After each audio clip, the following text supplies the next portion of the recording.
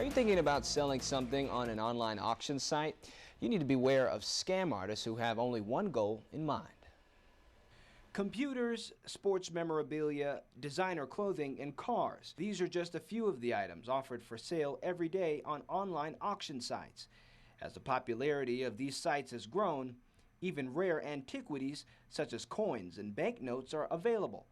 The common thread? All of these items, at one time or another, are being used to lure unsuspecting victims into a scam. And what they were doing was selling collectible and vintage banknotes through an online auction site. Legitimate sellers were selling those banknotes, but a con artist was on the other end purchasing them.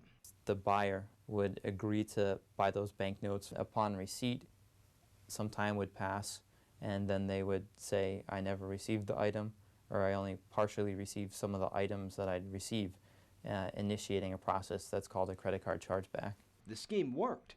Postal inspectors started tracking the case and found hundreds of victims and $120,000 in losses. The individual used dozens and dozens of credit cards, used various user IDs through the auction sites to kind of mask their identity.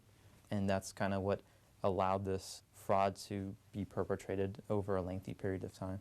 Inspectors recommend, if you are selling a unique item on the internet, take a picture of the item or the items that you're selling. A lot of times the item is very unique and may have a serial number. Also, keep any receipts from the post office as well as any correspondence between you and the seller.